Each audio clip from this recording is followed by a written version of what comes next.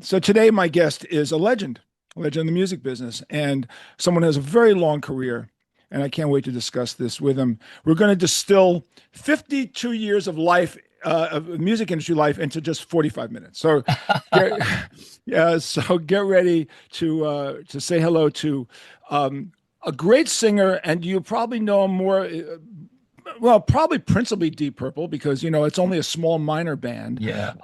But during the formative years Mm. of Deep Purple, very important years, especially the album Burn, which is Mm. important. Thank And by the way, a mutual friend of ours named Bobby Held, Of course. How sweet. I haven't seen him in forever. and Bobby is one of my oldest friends. Oh, that's so We give him my very Yeah, we best. met it when we were 16 years old in Central Park. Wow. And Bobby has just been an old friend. So when I said to him, he goes, "You got to tell Glenn." I said, Of "Hi, man." course. Oh my God, what stories I have with him. Oh, wow. I will bet. And he's a great bass player. He's a good songwriter, Yeah. a great producer. He did Joe Bonamassa stuff. So anyway, Bobby says hi. So please welcome Glenn Hughes. Welcome to the show, Glenn.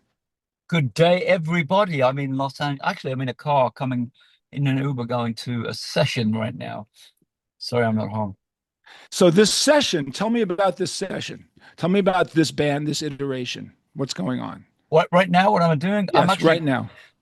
Black Country Communion have made a live album, and we're mixing it right now. So I'm going into town to start doing that today. How many bands have you been in? Really, JJ, not that. I mean, there's been Trapeze, Deep Purple. As you know, I formed a band with Pat Thrall. There's two of us, Hughes Thrall. And then, I did a thing with Tony Iommi, which was supposed to be his solo album. Then it got transferred to being a Black Sabbath album. Sharon's father, Don, was managing it at the time, and he thought it'd be best to call it Black Sabbath, which Tony and I wasn't really happy about, but I really wasn't in Black Sabbath. And of course, Black Country Communion, which, so basically, I'd say three bands. Okay, but a lifetime's worth of three bands is A really it. lifetime's up. I was the Dead Daisies for a couple of years, as you know. True. That's true. So let me tell you something. I'll tell you where we crossed paths, believe it or not. Even though I was in the audience, were you in Trapeze when you played the Village Theater in 1968 before it was the Fillmore East? Trapeze played the Village Theater. We didn't come to America till 1970. So that was my first time in New York is 1970. Oh, I'm sorry. Excuse me. It's 1970, not 68. The Fillmore East changed names to Village Theater, Yeah. and Yeah. Yeah. you Yeah. played Yeah. that, and I saw you. How's that? Yeah. How's that? That's great. And by the way, what a time that was for all of us, right? Well, Bef so look, you were 17, you were 19 years old at the time. How did you feel coming to New York playing that gig? well, number one, New York, in my opinion, not just because you're there, but it's my favorite. It's although I live in LA for most of my life. New York to me is the hub of everything. So I love New York City. And for me to be thrown in there when I was 18 or 19 years old, the big city and looking around and wow, I remember going to a place called Maxwell's Plum for lunch. Yeah, Do you sure. remember that place? Yeah, I love absolutely, that of place. course. I remember that place. But in general, New York City is my fave. So when you came to New York that time, how long were you there the first time when you came to play? Were you there for a week, a couple of days? How long were you there? We would have been we probably stayed in Manhattan and we played in Long Island, and we played in New York, and maybe we did like three or four shows in the great state tri-state area. So we were in the hub of New York. Yeah. Yeah, so for most people who don't understand the timing, I actually want to get this correct. The Fillmore was open in 68, 69, 70, 71. The Fillmore closed in June of 71 and changed its name temporarily to the Village East. And you guys played Village East. That would have been And 1971. yeah, and 71. Yeah. so, yes, and that's when I saw you. And that was a transition year for me because I was a Grateful Dead hippie at the time. All right. And I had gone to England in 71. Like you came to New York and went, "Oh wow," right?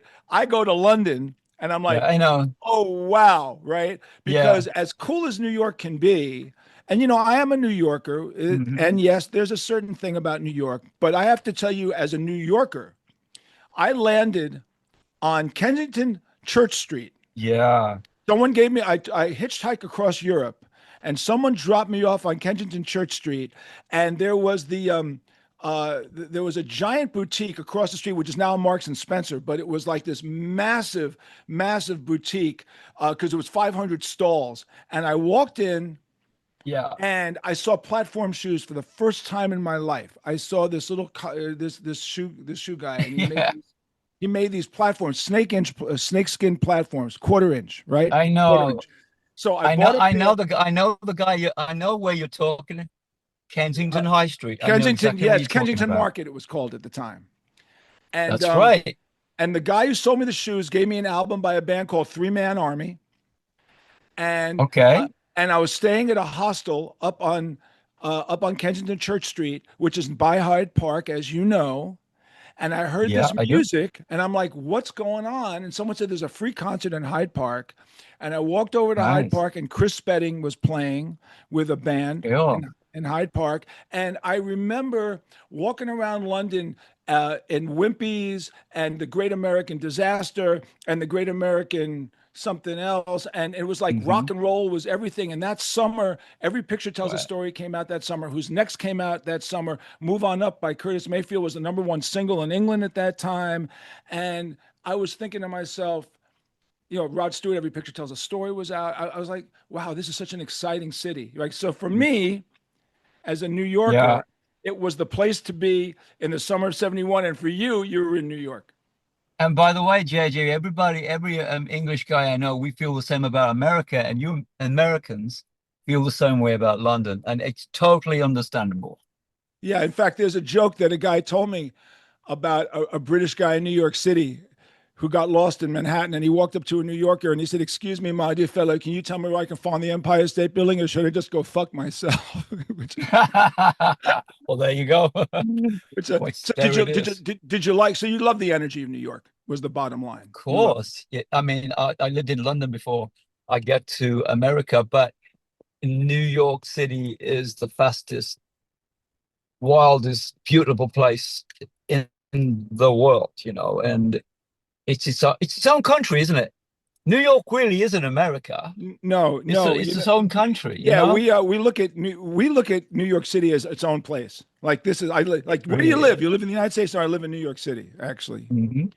It's a different world. So tell me, were you also the a beneficiary of the Beatles, and then you wanted Mm. to be a rock star? Is that what happened? Can you tell me how that happened for you? At the time, I was 12 years old. I was playing trombone in the school orchestra, and I came home for tea, which is dinner time. And on the black and white TV, I saw the Beatles for the first time. She Loves You was the song. You probably remember, you're my same age. Of course. And I Yeah. saw I saw that happen with those mop tops. Was that? Can I And ask you? Was that Ready Steady Go at the time? Probably. no, it Or was, if I told you the name, you would know. So the Muriel Young TV show, wow, never. No, I didn't know. a very small show. But yeah, they were on Ready Steady Go. So I saw them. It was like 5 o'clock in the evening, and I'd heard them, but I hadn't seen them yet. And I saw them on TV, and I may have said to my mother and grandmother, "Is it possible if I'm a good boy for Christmas, I can maybe get one of those guitars?" And I was very lucky, and they gave me a guitar. Was it a So bass or was it a regular? it's the Beatles. Yes. I was a guitar player for quite some time before I played bass. And when you were that age, I was lucky. So perhaps you have the same experience, which they don't have today because the kids don't see each other, they don't talk to each other, and Right. they don't. But everybody in my neighborhood had a guitar. Everybody in my neighborhood was a singer. Everybody in my neighborhood was in a band. I could play with people all day long. Bobby Held and I hung out in Central Park because every kid came to the park with a Mm. guitar. Is that how it was for you? Was it easy to find people to play along with when you were young? Yeah, I mean, for me, I started playing with, first of all, with a guy that lived next door who was a studying to be a pianist, so, he wanted to play Hammond organ because we heard the Animals. And then, a couple of weeks later, we found someone to play, another kid from school to play the bass guitar. We were very, very, very young. We were all in my mum's living room, kind of playing music and learning how to play our instruments. So it took a while before we had, any kind of interest in learning anything new. And where were you living at this time? Cannock, Cannock, Staffordshire, Cannock, Staffordshire, Okay. where also Mel Galley was my best friend at that time. He was 3 years older than I. Mel Galley from Trapeze and Okay. Whitesnake, of course. So, here's the thing for me.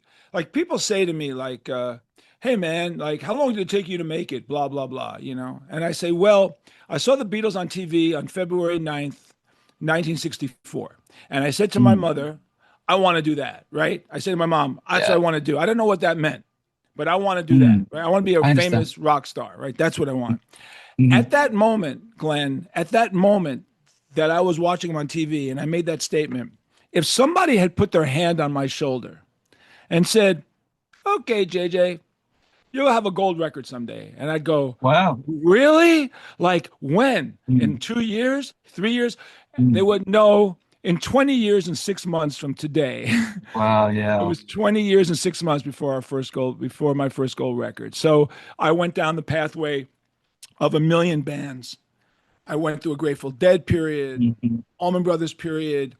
Did you guys play cover material like in bands, or Yeah. was it original always? Tell me about that.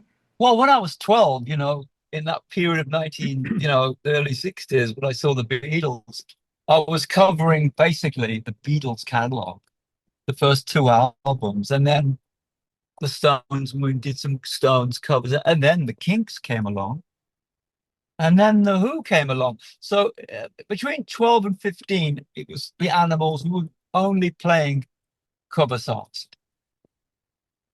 Okay. So did you get into blues, or at what point did you start like getting into that, like listening to that stuff? Now, this is a cool one. You'll understand this. The blues, to me, all I knew about Robert Johnson, and Howlin' Wolf, we all knew about that. But the blues for me were the Stones doing cover songs of Little Red Rooster. That to me was my first taste of the blues. So for me, with the Stones and the Who doing those covers, that's where I found the blues. Of course, years later, I realized I went to the wrong source. But you know what? They were important because they opened the door for all of us. Right. And So, I will have to say my first guitar solo I ever learned was a Chuck Berry riff, but it was played by Keith Richards before I heard Chuck Berry play it. of course, So it was down the road a piece, and I heard Keith playing this solo, and I said to my friend, "Wow, what is that? yeah. Like what is that?" And he showed me how to play it, and then of course years later, I became a Chuck Berry acolyte and fell in love with all that. But it was through the Stones, especially the Rolling Stones Now album, that kind of brought me into the blues world. And then from there, I went to the Paul Butterfield Blues Band, and from there, I went to the Blues Breakers with John Mayall and Clapton. Of course, When yeah. that album happened, what was your feeling about that record? I'm sure you must have listened to it Well, and gone, "What of the hell?" course. I mean, for me, I was hanging around with a lot of people that were into that music. And, you're talking 1965, 66 ish. 66. Yeah. And yeah, and for me, it was, for me, blues and R&B were my main things back then. R&B, as you know, is my favorite. So for me to listen to blues and R&B was the course of my day. Menu was was the Oh, we're then having a bit of a blues and then I'm sorry, Motown. we're having a bit of a technical Te- issue. Sorry, Just about the last I'm on I'm on 15 the seconds freeway. there, you broke up. Okay, shall I answer it again? So, yeah. So how did the effect of the Blues Breakers album hit you? Well, for me, in 1966, I remember distinctly where I was and when I saw the cover, and then I heard the album, and I listened to it. But at that time, I was also listening to R&B, Okay. American R&B. If you like Detroit, Tamla Motown, and Stax Right. in Memphis. So that's where I was headed in 1966. When did you pick up bass? I, funny enough, Mel Galley, the guy I mentioned a few moments ago, was in a band called Finders Keepers, and their bass player was about to leave. And I adored Mel. He was my dearest friend. He was 3 years older than I. Excuse me. He said, look, the bass player is leaving. How do you fancy learning how to play bass? Can you learn it by tomorrow? I said, well, give me a chance. And the next day I found myself covering for the bass player that left. So on the Thursday, I was a guitar player. On the Friday, I'm now a bass player. But I learned how to play, I was first of all a trombone player at school, learning how to read music. Then I found myself playing guitar. If this is before I sang a note, by the way. And then all of a sudden, when I was 16, I'm playing bass guitar. Do you remember what model it was? A 1962 Fender Jazz bass. Wow. Wow. I wish I never sold it. I bet you wish you never sold that one. Wish I never sold it. When Funny did enough, you really? Yeah, funny enough, I'm having one made just like it right now to take on the road. Is a Fender Custom Shop making it for you? No, at this point? it's a Bill Nash, my friend Bill Nash. Oh, he makes great guitars. Nash makes great stuff. I've got about 10 bass guitars from him. Yeah, I have a Nash Telly. He's great. Really Incredible. Great. When did you realize you could sing? Because you have a hell of a voice. When did that just kind of like happen? In like you drink some water one day and went? Because here's the reason why I'm bringing it up.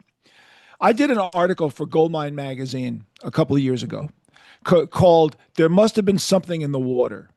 And the point of the article was, I'm sitting in my house one day and I'm listening to, I don't know, Gary Brooker. I'm listening to Procol Harum, right? And I'm thinking to myself, my God, if it wasn't for the Beatles, we wouldn't know about Mike Smith from Dave Clark 5, Eric Burden, John Paul, Jagger, Robert Plant, Paul Rogers, Gary Brooker, Steve Winwood, Rod Stewart, Van Morrison. I mean, you're talking like unbelievable singers. Where the hell did they come from? And they kind of just that. If it wasn't for the Beatles breaking the wall down, none of us would know. Why does England have such a plethora of spectacular vocalists, of which, you are one? And Coverdale, you can add to the list of this. How do you figure that? Did you ever think about that? It's really remarkable, actually. Well, number one, JJ, at first, when I was in my mom's house making music with my friends, I was not a singer. We had a singer, Stephen Dangerfield. And then when I joined Finders Keepers, they had a singer. So I was basically a background singer. And then the first formation of Trapeze, again, I was the bass playing second singer. So cut to the chase, about halfway through the first tour with 5-piece Trapeze, the management took a meeting with the fellas and they thought, well, maybe we should, all of a sudden in 1969, I was finding my Glenn voice, the one you know now. No, I didn't set out to become a singer, but it was very evident in the very late 60s. I was that guy. I love singing with other people. For me, I came in the side door, and when I realized my purpose in life was to sing, which it really is, I was starting to feel comfortable with that.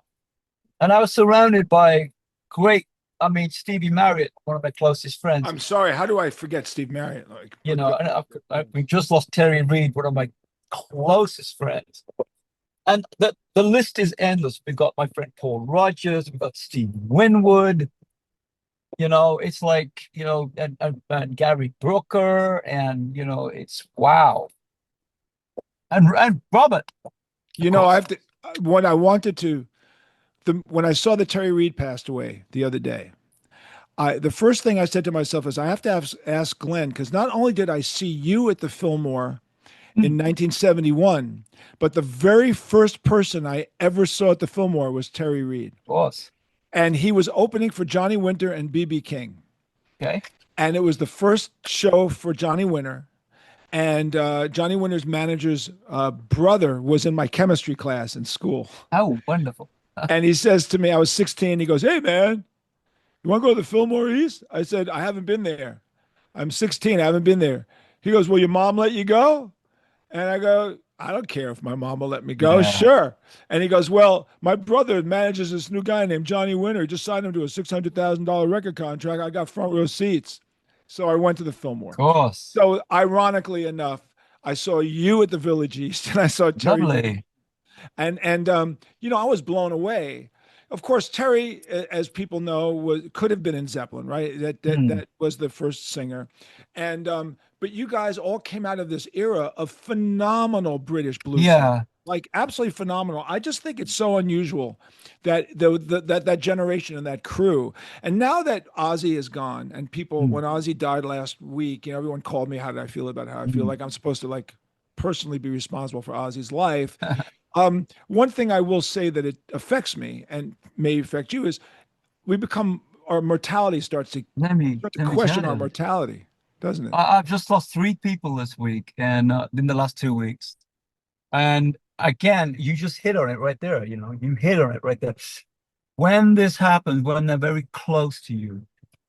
I mean, I've known Ozzy since 1970. We were neighbors back in the UK. We spent a lot of time in each other's homes.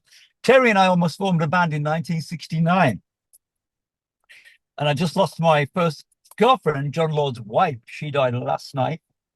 So Oh, it's been so sad. 2 or 3 weeks of, oh my God, what's going on here?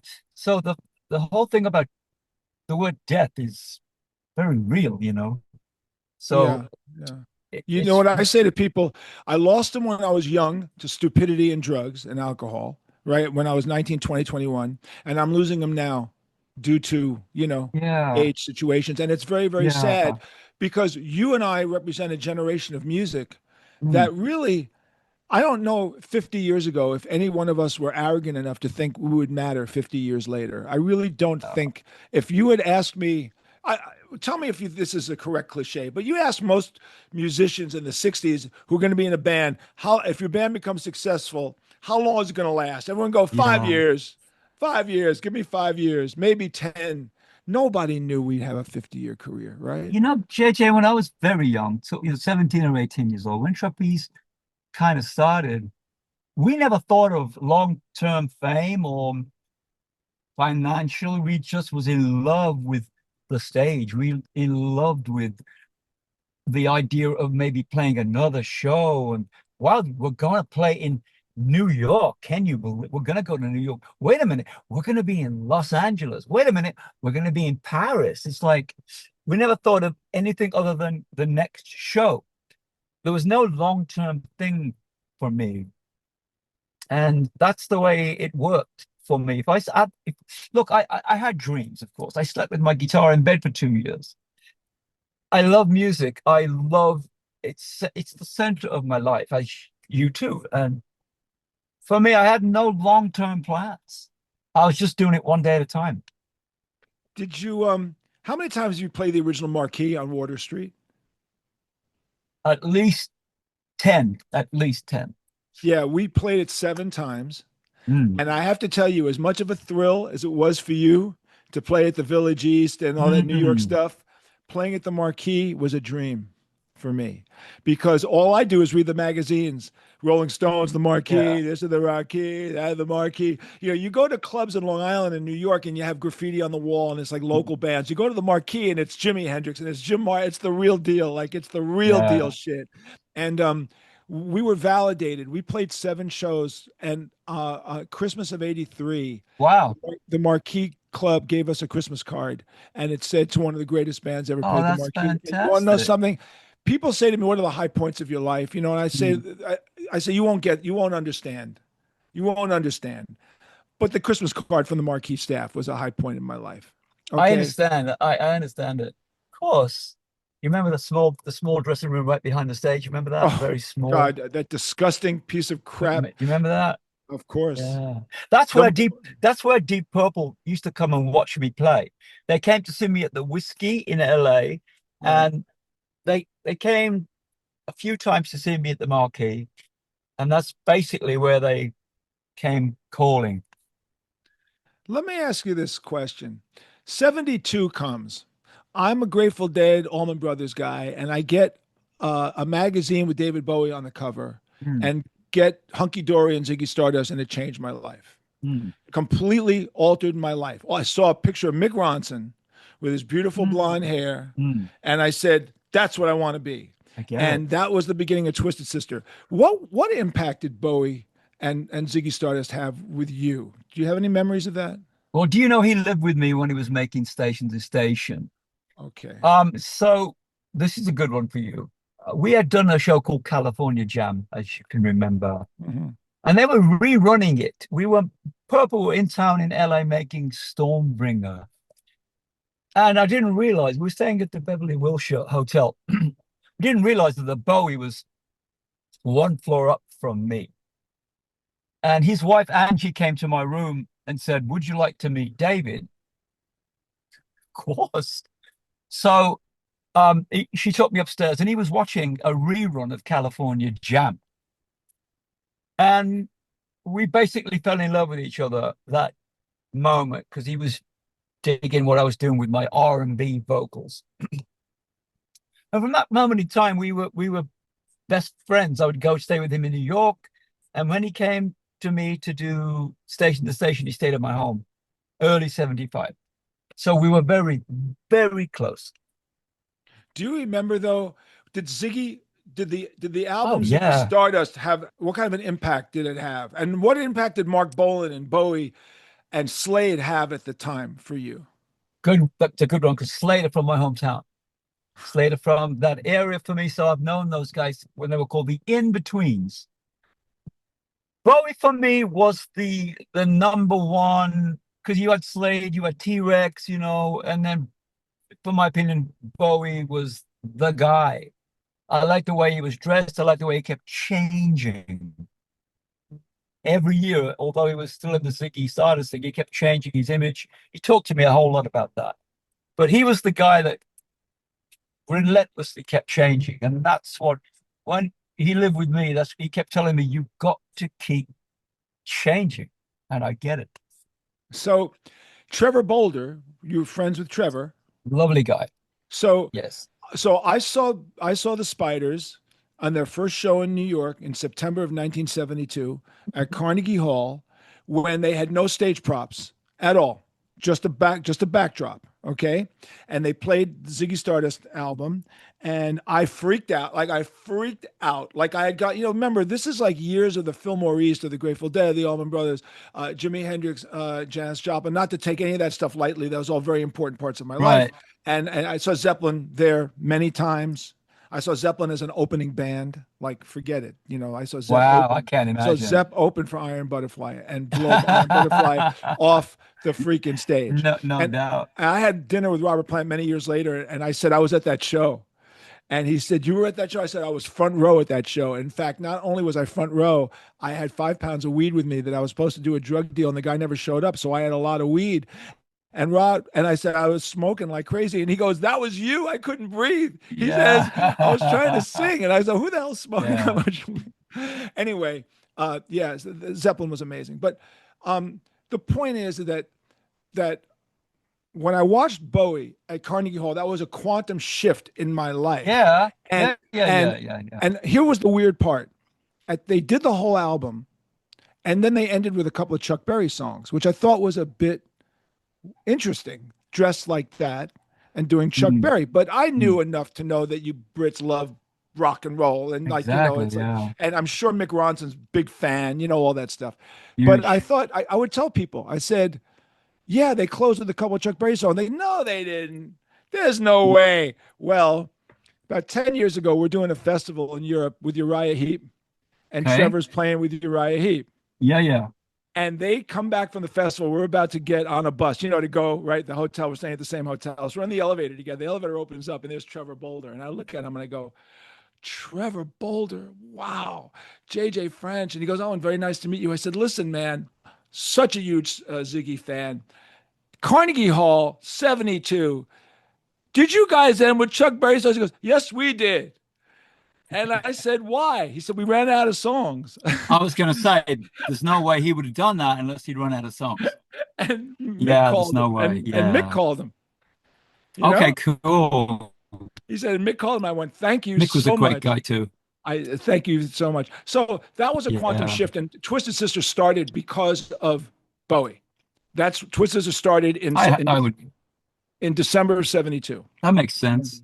So That makes sense. So I auditioned for the band in December of 72, and on Valentine's Day 73, Bowie came back and played Radio City, very famous concerts. And that was the day that we named Twisted Sister Twisted Sister. Now, here's what happens. Twisted Sister is a cover band starting out. Even though we were glitter and glam, we were a cover band. And one of the biggest songs of 73 was Smoke on the Water. You know, everybody had to play Smoke on the Water. Like everybody did. So when did the peripheral Deep Purple thing come into your life? Like, how did that transition for you? Well, you know, look, they were checking me out at the Whiskey A Go-Go in 72. And then, well, you know, can we just hold for 1 second? I'm having technical problems again. Just hang on for 1 second. We're losing you. It would have been like in 1972, I saw John Lord at the Whiskey A Go-Go in the audience, you know, and then the next night I saw Ian Pace. And then we played the Marquee a few months later and I see Richie Blackmore. Thinking they were just fans of the band, you know, but they were coming to me and very friendly, but there was no suggestion of anything. And then we played the Marquee again in early 70s.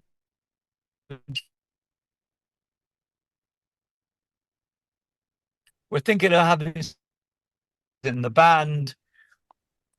What are you going to be in New York in May?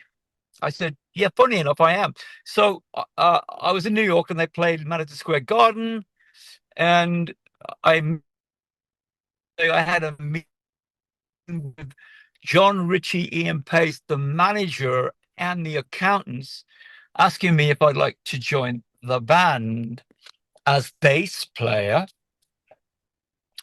I said, I don't know about that, because singer, as you know. It was a fascinating time. Remember, you had Zeppelin, Sabbath, and Purple, the Holy Trinity in the early 70s. And it was a monumental time for all of us. Yeah.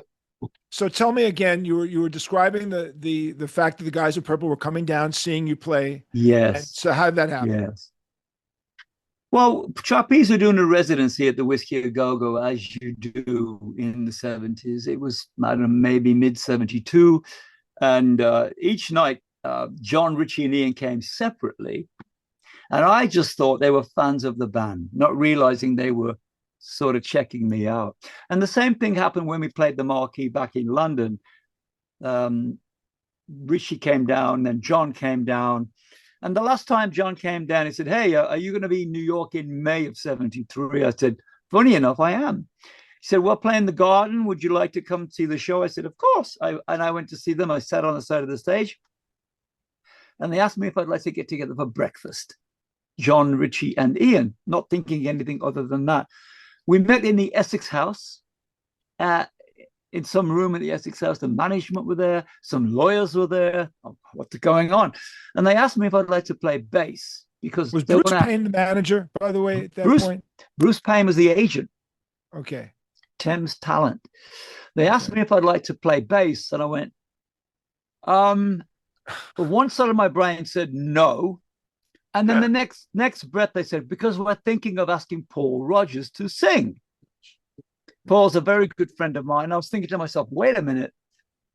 Imagine if I could sing some things with Paul, you know, like Sam and Dave, you know. So I basically said yes, thinking that it would be a good idea to play in a band with Paul, Ritchie, John, and Ian. So I basically signed on the dotted line, and the next week, Paul Rodgers formed Bad Company. Oops. So I was stuck in that thing, you know. So yeah, it was interesting. So, all right, and then how did that? So then the jump to Byrne to Ian to to Coverdale. Like, tell me about that. And you're in. By the way, at this point, you're a full bass player. No more guitar. Yeah. You're a bass player. Yeah, I'm a bass player for sure. You're a bass player for sure. Yeah. And did you ever ask well, what does Roger Glover think about this whole thing? Like, was there any thought of the politics involved? What was going on? No, with respect, I think Roger was let go. Richie wanted a different lineup, and of course I befriended Roger shortly afterwards. Roger and I became good friends.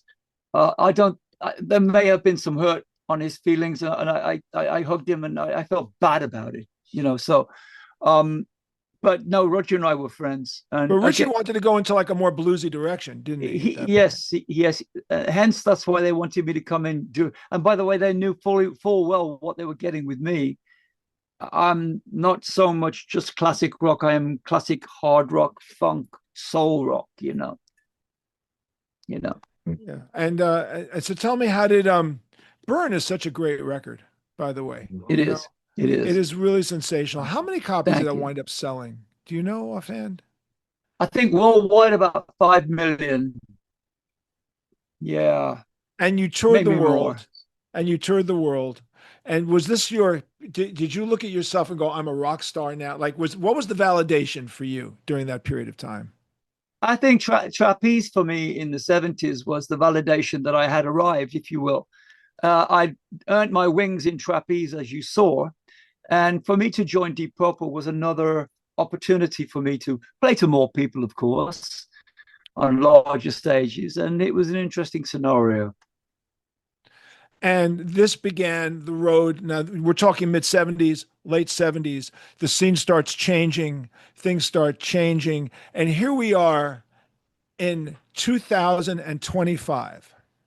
And I often ask musicians your age, why make a record these days? And why expend the energy when people are not buying this stuff the way we want them to buy, as opposed to doing one track or another? So give me your thought process right now. And, we're going to play a couple of minutes of your new single because I want to promote the single because I love that. Sure. Watch the video, listen to the songs. Voice sounds amazing. Everything is great. Song's great. Production's great. I can't wait to Bobby Held, as a matter of fact. I think he'll be blown away to listen to it. But tell me your thinking these days in terms of how different it is now in promoting it and what your plans are to promote the new single. Well, you can see I'm kind of smiling and kind of sad because this probably will be my last solo album, because as you know yourself, being in the industry, nobody really buys them anymore. I don't like streaming. People buy an album, listen to one or two songs, and it's done. It's painful sometimes for me to write these albums. I mean, these songs are very personal to me. These lyrics are very personal. I don't think I can continue to do that anymore. I think the live work is way more important for me. We don't live in long player world anymore, do we, JJ? We don't live there anymore. It's a different, we live at maybe a single here and there, maybe a live thing coming out. Albums don't really mean anything unless you have a huge fan base. Yeah, and also the other issue is that if you made your bones, and most of us made our bones with our first 5 albums of whatever band became famous. And the fans get stuck in there, right? And they just want to hear those songs. That's really it. Like, they go to the shows and they go, give me the songs in the first 5 albums. Those are the ones we know. And if you try to play a new song, they go to the bathroom or they look on their phone or, let me tell you, I saw Dylan 5 years ago. I didn't understand a word he sang. Me either. I didn't know what the hell he was doing. And I'm a him. huge Dylan fan. I have to tell you, I'm a huge Dylan fan, but I don't think he gave a shit who he played for. I don't think he cared whether you knew what he was singing or didn't. He didn't talk to the audience. He has back to the audience. This is the antithesis of me as an entertainer. I'm the complete opposite. As an entertainer, I'm going, thank you for coming. I'll do what you want me to do. This is why you're here. Dylan's like, I don't give a shit. I swear to God. I swear to God. He was doing 10 songs. I didn't know what he was singing. And I was with one of his producers. And at one point, I looked at his producer. I go, do you have any idea what song that is? And he goes, no. And then somewhere in the middle of it, I hear him go, Tangled Up in Blue. And I went, oh, right. Tangled Up in Blue. Oh, you see, the way I feel about it, JJ, is, look, I've been playing the legacy songs for a couple of years now. I don't know if you know, I've been doing this Deep Purple classic show And I've come to the point, well, I've done that now, and I've done it years ago. I'm going to go back to being simply Glenn with all those other greats. I've done 18 solo albums. They've done really well. I've got Trapeze. I've got Hughes Thrall. I've got other things to play.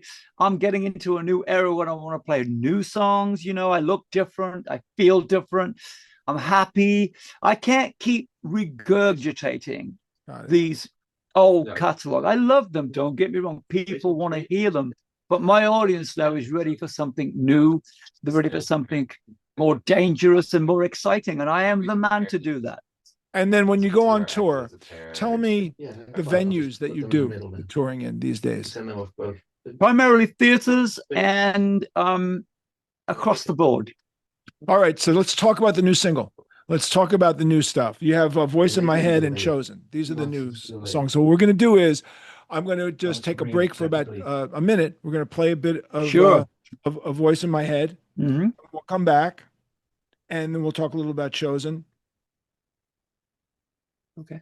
All right, we're going to edit that in. Okay, so we'll edit that in. So tell me about the singles and who plays on them, where they were. Well, there's three of us. Of course, I'm the singing bass player. We all know. Soren Anderson, my guitar player, is a great guitar player and been with me for 17 long years. I love him, a dear friend. Ash Sheehan on the drums, lives the life of a real gypsy, lives in a trailer with his horses. It's a trio album, JJ. There's only a keyboards and one song, so I wanted to go back to a trapeze sounding kind of an album. And where will you be touring? We're primarily this year it's going to be all across Europe, and then we finish in South America to do the big run down there. South America is an amazing location, isn't it? It's great. You know, people ask me about where's the best places to play.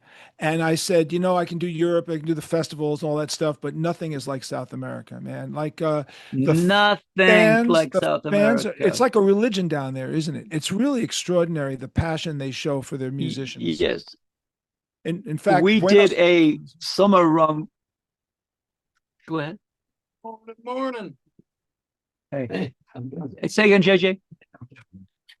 Oh, I just said Buenos Aires is an amazing. Oh yeah, I mean, you know, I mean, this we go there every 2 years. It's always sold out down there. It's an incredible run. Yeah, but you know, Black Country Communion just did a summer run. I told you in June, and it was phenomenal. Yeah, a whole summer run. It was our number one. Great. Our number one Spotify country is Mexico. Believe it or not. Great. I'm playing there in November. I love it. Well, if there's a specific any U.S. dates yet on the calendar? No, we are planning for next April. New York will be on the list for sure, and New Jersey. Well, that's great. And hopefully then, if you're in New York in April, I'll be back from Mexico. I spend my winters in Mexico. So how lovely. Good for you. I'm back in New York in April. So we're going to wrap this up. Listen, I appreciate you fitting me into the schedule. It must be crazy. I'm sure there's so many people out there trying to get a hold of you. It's crazy. When I knew I was going to talk to you, although you're up in the Uber coming up here, now I'm in the studio. I wanted to make sure I got you in today, JJ, because you're an important fellow to me. You're a New Yorker, and I love you, and I love New York, and I love America. Thank you. And we wound up playing a lot with Deep Purple after you had left. We wound up doing in the last several years during festivals and stuff. We would do Deep Purple, and the first show I did with Deep Purple was somewhere on Monsters of Rock tour in '83, and I remember John Lord and Ian Pace couldn't have been nicer people on the planet. By the way, John's a sweet man.